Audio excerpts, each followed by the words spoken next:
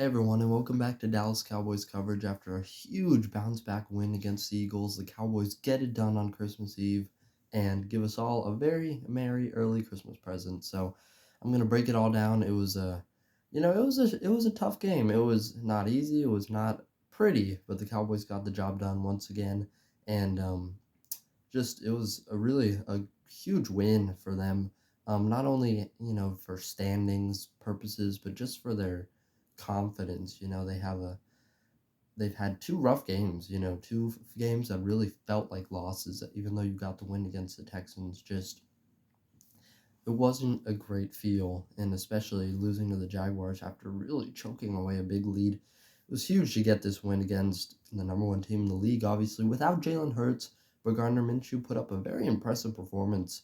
So they were, obviously not full 100%, but you're still up against a really good team, and you played a good performance, and it was enough to win. So, again, I'm going to break it all down. It was just from the whole team, nothing was perfect, but it was enough to get it done. Dak Prescott started off with ugly pick six, maybe one of the worst interceptions he's ever thrown.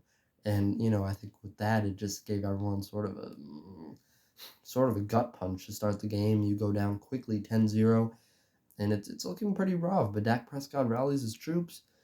Everyone gets serious about this, and they come back, and they lose the lead again later in the game. They come back again. This team was very resilient in this game. That's sort of my message coming out of it, and they fought hard all the way down the stretch, and they got the job done. um Pollard, Zeke didn't, wasn't the best running game. Zeke got yet another touchdown, great for fantasy, but just I wish they could have stuck with the run game a little more. I think that really balances you out, helps you a lot. Pollard just never got going on the ground, and he's a huge part of this team. And if he doesn't get going, it's you're gonna suffer offensively. But Dak really put the team on his back after that interception. 347 yards, three touchdowns. He won the FedEx Air Player of the Week for the entire NFL. So great job, great performance by him. His best of the year, no doubt. If it weren't for that interception, he'd be just about perfect. However, my player of the game, though, CeeDee Lamb, another incredible performance, over 100 yards in the first half, along with two total touchdowns. He's a true number one wide receiver. And there were a lot of doubts just coming into the year, from myself included. Just CeeDee Lamb has been good, solid throughout his first 2 years, but he just I wasn't sure if he was quite ready to take that step to number one receiver, especially after losing Amari Cooper. Then all the focus goes on him. And earlier in the season, there were some drops, there were some issues with route running, but ever since, really, just a couple weeks in, maybe after the first month, he's just been locked in. True number one receiver. He's a top 10 receiver in the league, no doubt.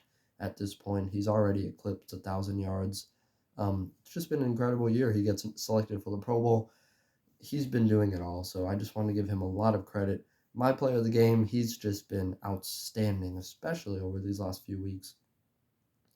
The passing game, Michael Gallup had a few good catches, a crucial one for the touchdown, and T.Y. Hilton, the new guy, only one catch, but it was a huge, I think, 50-yard gain.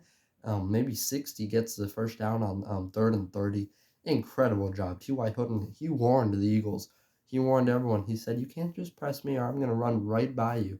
That's exactly what he did. Runs right past Darius Slay. He still has the speed. Even at 33 years old, he goes out, diving catch. Incredible. Perfect ball placement by Dak Prescott. And, that's exciting. Just T.Y. Hilton, sort of a under-the-radar addition to this team. Everyone hoping for the other 13, Odell Beckham Jr., but what a job he's done to come in here and just really, blow up that Eagles defense. It was only one play, but I can't wait to see how they continue to incorporate him into the offense as we go forward. The defense, shaky. It was not good for the first three quarters. It was, just having a hard time just even getting a stop.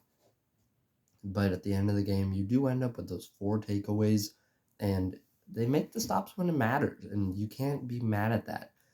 Especially in the fourth quarter, you needed a turnover, they got it. You needed a stop, they got it done, and there was a lot of pressure put on the defense too. I was very upset after the one turnover, and the Cowboys are set up first and goal, just about. They're just a little bit of outside.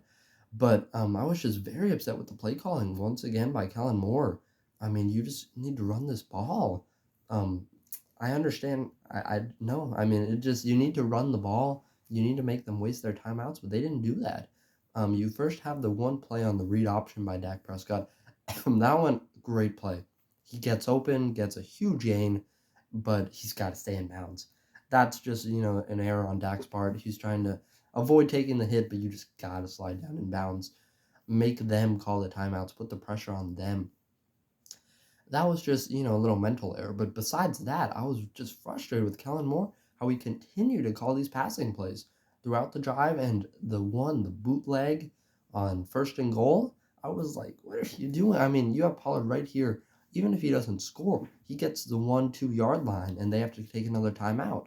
Instead, you run a bootleg with Dak Prescott, have him run 10 yards back, and he gets sacked for a 10-yard loss.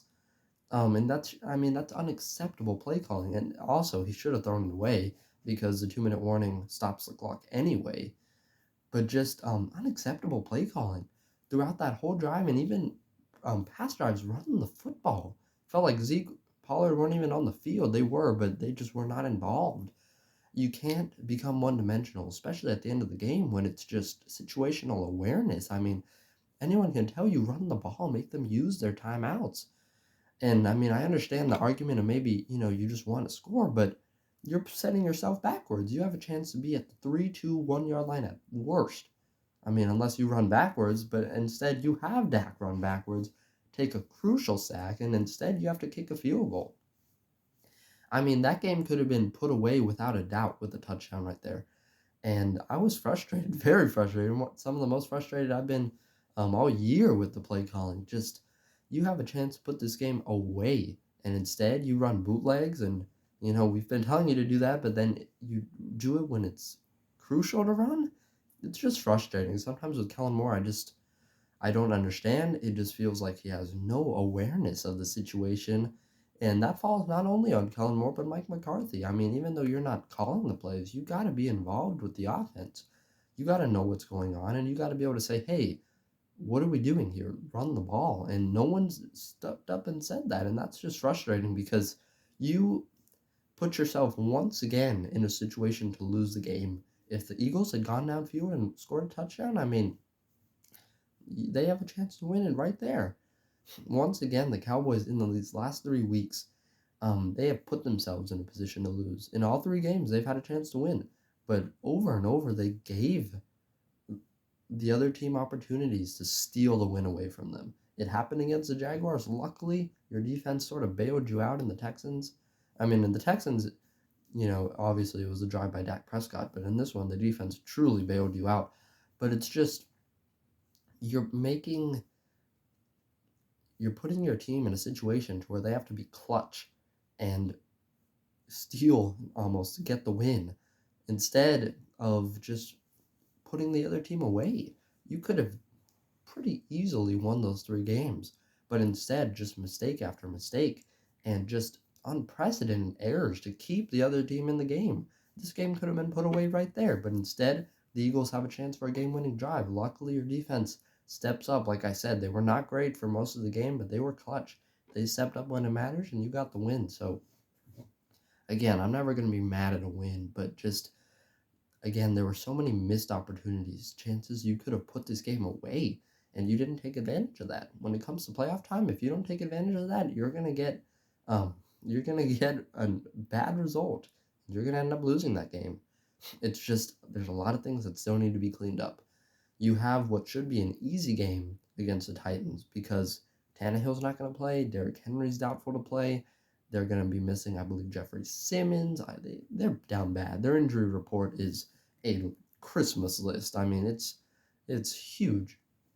And this is just, to me, the time to get it right. You have the Commanders Week 18, 2 games that you realistically should win. you got to put it together. You got to be complete. And I don't think this game was so much of an incomplete performance. One side was balling. Again, the defense struggled, but they stepped it up when it matters.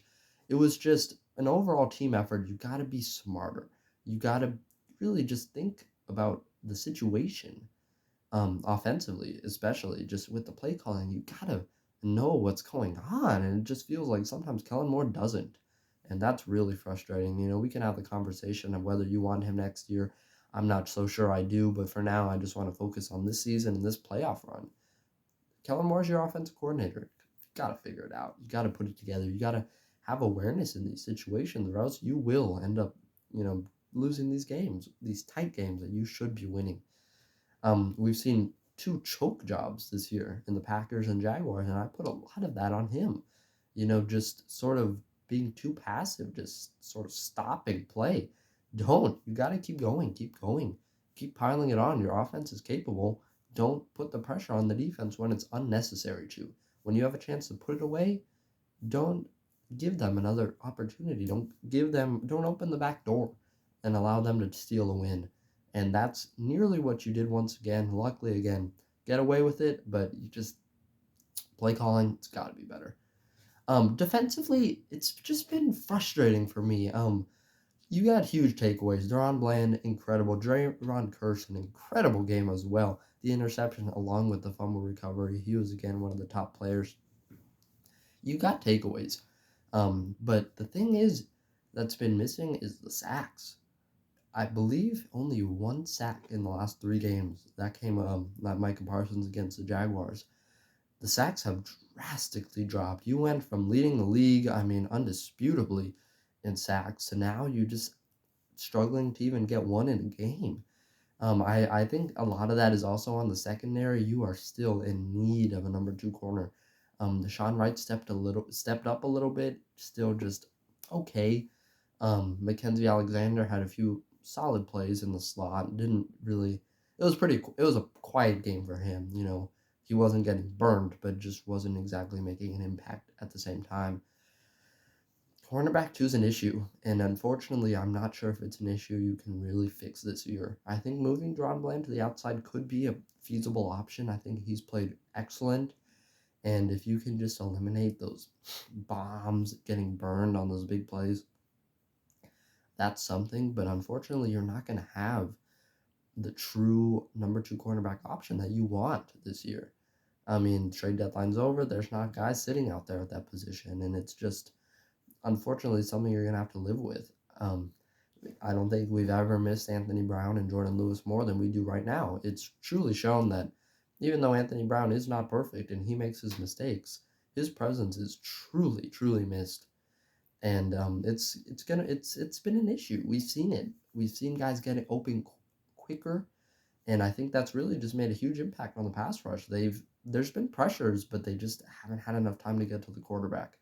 Again, I'm not sure exactly who to blame. I'm not sure exactly even what needs to be fixed, but if there's anyone that I trust, it's Dan Quinn. But him as well, he's got to make adjustments. This isn't the same defense you had midway through the season. It's been battered. It's been beaten up. Vander, Esch missing. Again, just lots of guys that you've had that you don't have. Jonathan Hankins out. All these cornerback injuries. You just got to make adjustments. And this team, it's just got to start getting sacks again. This was the defense. We called this a championship-winning defense, and that was what was carrying you through the Cooper Rush period, through most of this season. But now it's the offense. The offense is going crazy, but now the defense is starting to fall off. And again, like I've said, it's frustrating and it's tough to see, because if this defense can be playing like it did midseason, its full potential, and the offense can be playing the way it's playing right now, this is a Super Bowl team. But if the defense is faltering and the offense is inconsistent and you're struggling to generate points, that's not been the problem. But struggling in allowing points is really what I meant to say there. Because you're scoring 40, but you're allowing the team to score 39. It's tough. And it's crazy because at the beginning of the year, it was the exact opposite. You're only scoring maybe 17, but you're not even allowing 10, so you're winning the games. I just wish I could pair the beginning of the year defense with the current offense. And I know they're still there. They've been messed with. They're missing some pieces, but they're still there.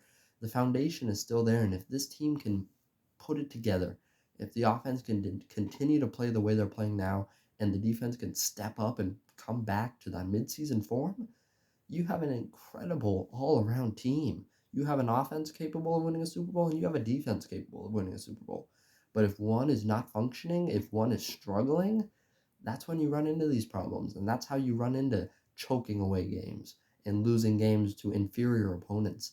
It can't happen, especially come playoff time. But this, again, was a big game. You beat the number one team in the conference. The only team that's going to be tougher out than the Eagles is maybe the 49ers. You have the potential. Everything is right there. It's just got to be sort of brought back to life, relit, resparked. The defense is there. It's just got to come back. It's got to start getting these sacks again. It's got to start getting stops, getting off the field, because you have takeaways, and those were huge, but you got to be able to get off consistently. You're not going to get 4 takeaways every game. And that's just something the defense has got to improve on. It's got to be better. We've seen it happen. Please come back to us, defense. And that would just be huge for this team going into the playoffs. And again, you have 2 more games. These games are to get it right, to clean up the offense, clean up these inconsistencies, and for the defense to come back to life. You're going to have a chance against the Titans because Malik Willis, he's young. He's a rookie. This team is extremely banged up. He's going to be running around. He's going to be holding the ball longer than he should. Capitalize. Get sacks. Get momentum going again. Get this defense just rolling again. This team has had some huge highs this year. And lately, this was a big win, but your momentum just isn't all back. If you can go out and dominate the Titans, and I mean blow them out, don't let them hang around and get a clutch win at the end. Just destroy them, please. Like the Colts' fourth quarter, like the Vikings game, be that. That was peak Cowboys this year. If you can do that right now, right before the playoffs, that is just a huge boost to this team's morale, and just for this team to really go into the playoffs throwing punches, winning games. If you continue to falter and if you continue to barely squeeze out wins, that's not a good way to enter the playoffs. These 2 teams, you can beat them. You can. And that's been the story with a lot of these teams. You should have beat the Jaguars. You just got to go in with confidence. You got to blow out these teams, please. At least the Titans. Beat them up. Show the world who this team is. No more of these scooting by, choking games. You got to win in dominant fashion. And that's what I'm looking for on Thursday. They're going to have those icy white uniforms. I'm so excited to see those. The color rush with the white helmet. It's going to be incredible. Show this team who you are. Put them in their place. Dominate this game. We got a great Christmas present from the Cowboys. Now let's celebrate going into this new year in style. Give us an early Happy New Year, and let's get ready for January. So this team, it's, there's a lot to still be figured out, but that's what these 2 weeks are going to be for, to get all of these inconsistencies figured out, to get it down and to go into the playoffs with all the confidence in the world. This team has so much potential. It has all the skill. It has the players. It has the coaches, if they're functioning. And that's a big if, unfortunately. You have the team to make a run. But like I said, all season long, it can't be just talking about it anymore. You got to go out and you got to get it done. We've been saying it for years. This team has the potential, but we don't need potential anymore. We need to go out and do it. Do it now. And until that happens, I can't trust this team. And I believe they have what it takes. But they just got to go out and they got to put it on display. No more talking about it. Just go out and get it done. That's about all I can say. This playoff picture, you're shaping up to have the 5th seed. And most likely you're going to take on Tom Brady and the Tampa Bay Bucks. They might go into the playoffs with a losing record. That's not uncharacteristic. They're 7-8 right now. That's not unrealistic. You're going to have the easiest matchup of the playoffs record-wise. But again, it's Tom Brady. It's the Bucs. If the Panthers can squeeze in, I would not mind that one bit. But at the end of the day, you're going to have the easiest matchup you can ask for. If you go in playing an 8-8 type team, maybe even a losing record team, you can't ask for better than that. And just, you got to go out and you got to get it done. I shouldn't be this worried that you're going to play a team that might not even have a winning record. But, Tom Brady, the Bucs, it's not a team I want to play. I still hanging on to the hope of winning the division. The Eagles were the first step, but it's still just a lot has to happen. You need the Eagles to lose out. You have to win out. There's just a lot going on. So you just got to be prepared to play Tom Brady, to play the Bucs, to play a quarterback you have never beaten before as an organization. That doesn't look good on paper, but again, it's going to be the easiest record-wise matchup you're going to have. So if this team wants to prove they're a Super Bowl team, go out, dominate these last few games. And if you do end up playing the Bucs, go in there with no fear. Come on, this is a game you should win. And if the Cowboys can't go into Tampa Bay and beat them, this season is once again a failure. If you can't win a playoff game, it's a failure. To me, this is the weakest the NFC has ever been in years. The only legitimate threats, in my opinion, are maybe the Eagles and the 49ers. The Vikings, we saw what we did to them. If we can just do that again, I'm not worried at all. This team has what it takes. I believe that, but they just got to show it.